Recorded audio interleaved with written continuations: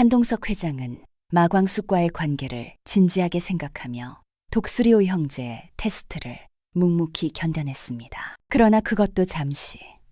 이제는 한동석의 자녀들까지 마광숙을 시험하기 시작합니다. 한동석과 함께 살고 있는 자녀들은 갑작스럽게 등장한 마광숙이라는 인물에 대해 의심과 경계를 감추지 않습니다. 아빠, 그분 진짜 결혼할 사람이에요? 한동석은 미소를 띠며 말합니다. 내가 처음으로 진심을 느낀 사람이야. 결국 마광숙은 한동석 자녀들의 테스트에는 합격하게 되었습니다. 이제 한동석과 마광숙은 행복한 단꿈만을 꾸면 되는 상황이 된 겁니다. 그러나 호사다마라고 했던가요? 갑자기 한 여인이 한동석과 마광숙 사이에 등장하게 됩니다. 그 여인은 바로 김자영 교수. 한동석의 딸 한봄의 지도교수이자 과거 한동석의 소개팅 상대였죠. 엘리트인 김자영 교수는 한동석과 마광숙 사이를 갈라놓으며 한동석을 차지하기 위해 대대적인 노력을 합니다. 이런 상황에서 더 큰 위기가 다가옵니다. 미국에 사는 한동석의 장모가 한국에 들어오게 됐습니다. 한동석의 장모는 한동석과 마광숙의 사이를 갈라놓으려고 합니다. 한동석과 마광숙은 점점 지쳐갑니다. 회장님, 우리 이러다 둘 다 병나겠어요. 한동석은 몇 날 며칠을 심각하게 고민하다가 결국 큰 결심을 합니다. 한동석은 마광숙의 손을 조용히 잡습니다. 그래서 내가 결심했어요. 조용히, 아무도 모르게 우리만의 결혼식을 올립시다. 두 사람은 주말 한동석의 오래된 별장에서 가족 몰래 조촐한 결혼식을 올립니다. 해질 무렵 낡은 별장의 마룻바닥 위엔 하얀 천이 깔려 있고 작은 꽃병 속에는 들판에서 꺾어온 야생화들이 꽂혀 있습니다. 장식도 하객도 없이 단 둘만을 위한 자리. 낡은 턴테이블에서 흐르는 클래식 음악이 공기를 채우고 바람은 커튼을 살짝 흔들며 이들의 약속을 축복합니다. 마광숙은 직접 만든 손편지를 꺼내 조심스레 읽습니다. 당신의 곁에서 마지막까지 웃어주고 싶어요. 나를 믿고 손 내밀어준 당신께 내 전부를 드릴게요. 한동석도 담담히 말합니다. 내 인생의 가장 늦게 온 봄이지만 가장 따뜻한 계절이 되었어요. 당신이 있어서. 두 사람은 서로의 눈을 바라보며 조용히 반지를 끼워줍니다. 결혼식을 마친 두 사람은 다시 아무 일 없었던 것처럼 집으로 돌아갑니다. 그러나 형제들과 자녀들의 의심은 점점 커져가고 마침내 시동생 오흥수가 웨딩 사진 한 장을 발견하게 되면서 상황은 새로운 전환점을 맞게 됩니다. 별장에서 올린 조용한 결혼식이 사진 한 장으로 들통나고 집안 분위기는 찬물을 끼얹은 듯 싸늘해집니다. 형제들과 함께 단체로 거실에 모여 앉아 있습니다. 한동석과 마광숙 앞에 놓인 웨딩 사진. 그 사진을 가만히 바라보던 오천수는 입을 엽니다. 회장님, 우린 회장님을 믿었어요. 어떻게 몰래 결혼식을 하실 수 있으세요? 그러자 오흥수도 나를 세웁니다. 우리를 믿지 못하겠다는 거잖아요. 우리는 가족 맞나요? 마광숙은 아무 말도 하지 못한 채 고개를 숙입니다. 그러다 조용히 입을 엽니다. 할 말이 없어요.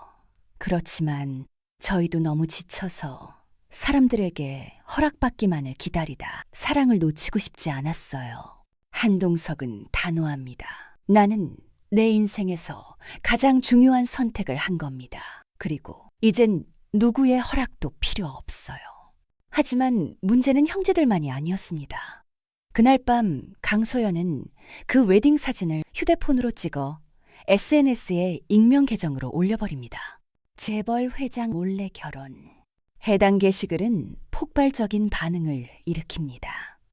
커뮤니티와 언론은 사내 연애가 아니라 경영 리스크라는 시선으로 몰고 갑니다. 한 포털 메인 뉴스에는 이렇게 적혀 있습니다. 한동석 회장, 전통주 사업 여사와 비밀 결혼, 회사 자금, 유용 의혹.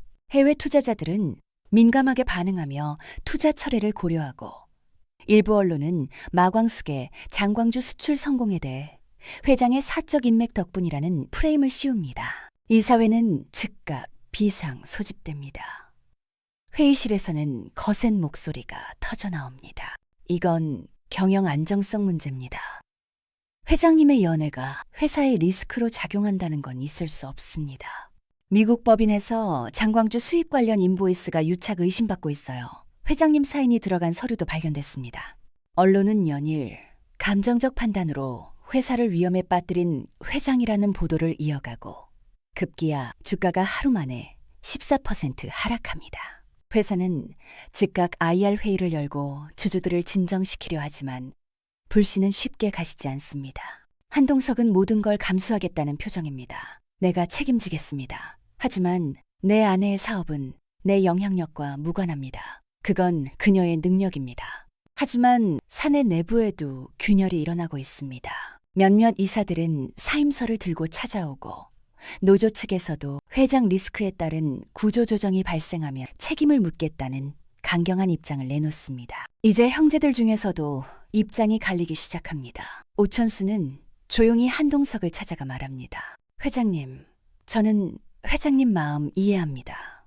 근데 가족들이 다 감당하긴 어려울 것 같습니다. 오응수는 여전히 격렬합니다. 형수님은 지금이라도 파기하셔야 합니다. 하지만 마광숙은 전혀 흔들리지 않습니다. 이젠 저도 제 자리를 지키고 싶어요.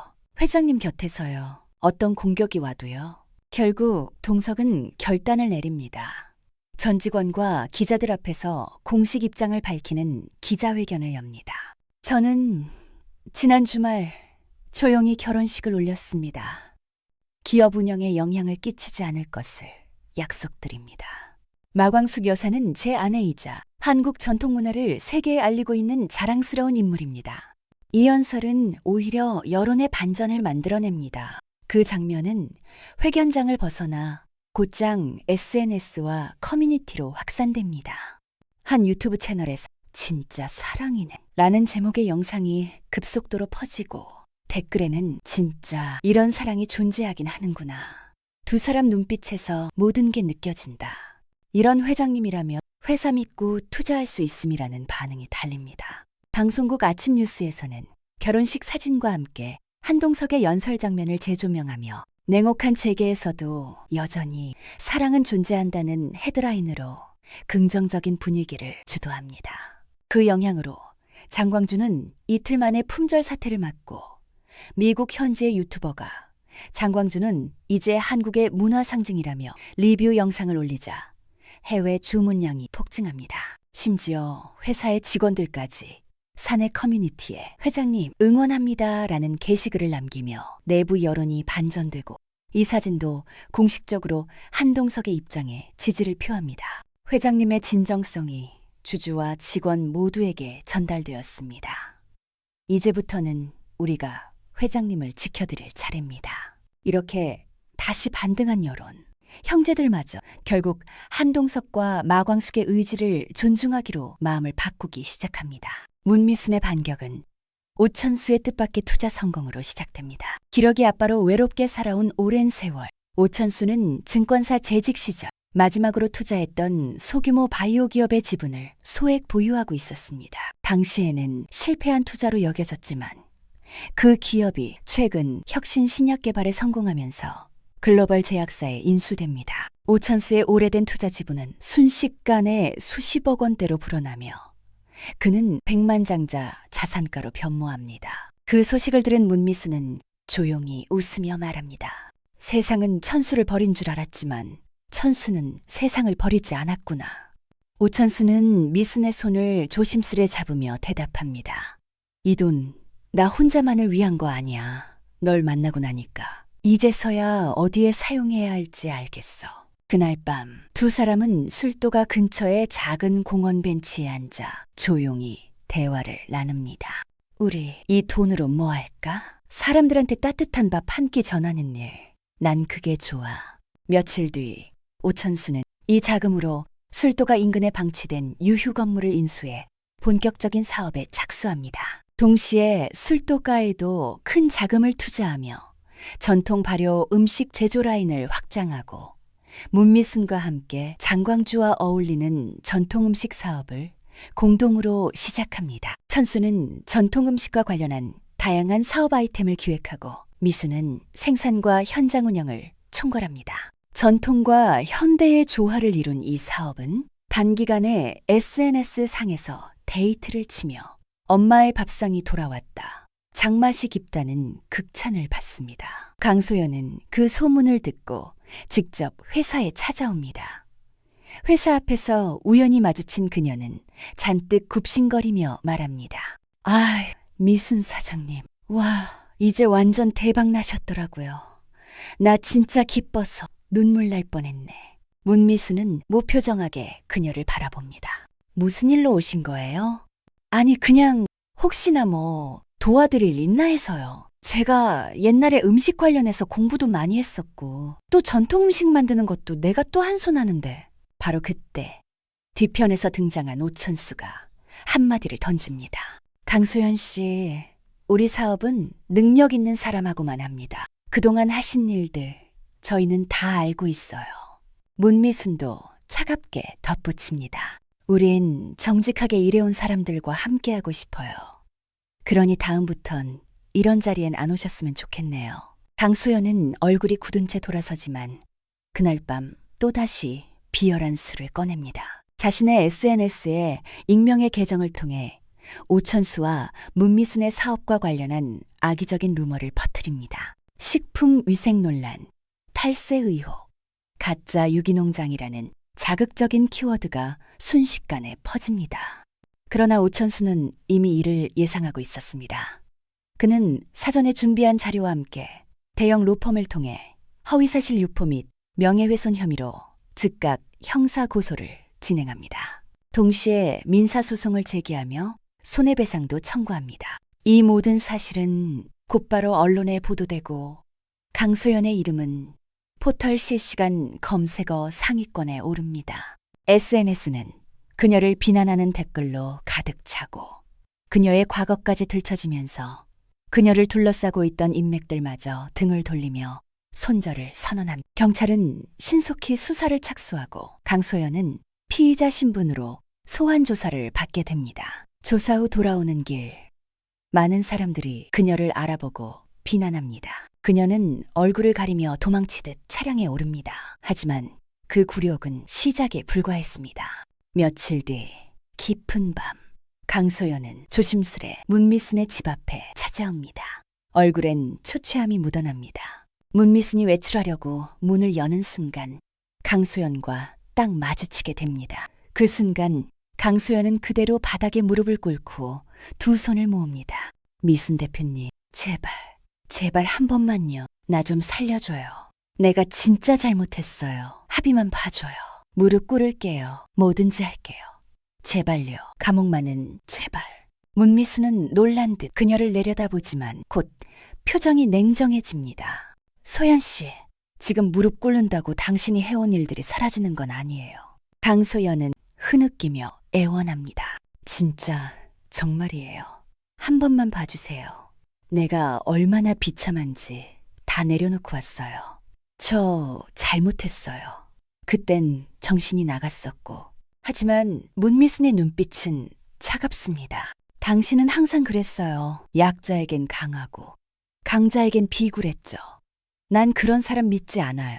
강소연이 울먹이며 마지막으로 매달립니다. 진짜 이번만. 제발 나중에 다 갚을게요. 나 지금 아무것도 없어요. 나도 한때 아무것도 없었어요. 하지만 누구한테도 무릎 꿇지는 않았어요. 당신이 감당해야죠. 문미수는 천천히 문을 닫습니다. 강소연의 흐느끼는 소리만 현관에 메아리칩니다. 그 장면은 우연히 인근 주민의 휴대폰에 촬영되어 온라인 커뮤니티에 퍼지고 또 하나의 문미수 어록이 만들어집니다. 진짜 무릎은 잘못한 사람이 진심으로 반성할 때만 꿇을 자격이 있다. 강소연의 나락은 이제 되돌릴 수 없는 지점에 도달했습니다. 더 이상 누구도 그녀를 도와주려 하지 않고 그녀는 세상에서 고립된 듯한 외로움 속에 묻혀갑니다. 그러나 모든 일이 잘 풀리는 듯한 그 순간 또 다른 누군가의 실루엣이 등장합니다. 그 남자는 혼잣말을 합니다. 오천수와 문미순, 그둘 강소연을 너무 짓밟았어. 그냥 두면 안 되겠어. 방소연을 둘러싼 또 다른 사건이 벌어질 것을 암시하는 제3의 인물은 과연 누구일지 다음 영상에서 살펴보겠습니다.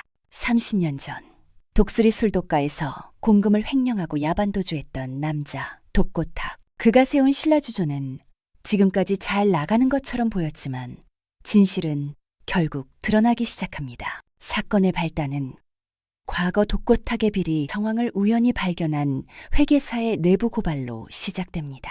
이 회계사는 최근 회사에서 이유 없이 해고당했고 기자회견장에서 폭로합니다. 30년 전 독고탁 회장은 술도가의 직원이었습니다.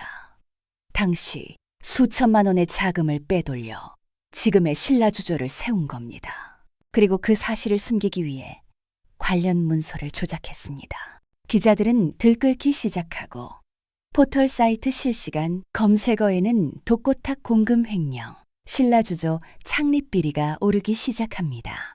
SNS에는 관계자들의 증언까지 더해지며 파장은 커집니다. 이사회는 곧장 긴급 소집되고 투자자들은 일제히 주식을 던지기 시작합니다. 신라주조의 시가총액은 일주일 새 절반 가까이 증발합니다. 그 와중에도 독고탁은 버티려 합니다. 이 정도 소문 금방 잠잠해질 거야. 내가 누군지 몰라서 그래. 하지만 그를 무너뜨린 건 내부 증언이었습니다. 오랜 기간 신라주조에서 일했던 비서실 직원이 과거 독고탁의 금고를 관리하면서 녹취한 테이프를 들고 나타납니다. 녹음 파일에서 독고탁은 이렇게 말합니다. 그때 돈 안 챙겼으면 내가 그 술도가 같은 구멍가게에서 끝났을 거라고. 난 내 힘으로 여기까지 온 거야. 여론은 걷잡을 수 없이 싸늘하게 변합니다. 시민단체가 고발장을 제출하고 검찰은 긴급 수사에 착수합니다. 검찰 출두 당일 독고탁은 검은 정장 차림으로 포토라인 앞에 섭니다. 수십 명의 기자들이 플래시를 터뜨리며 몰려들고 그 앞에서 그는 입술을 깨물며 말합니다. 허위 사실입니다. 진실은 밝혀질 겁니다.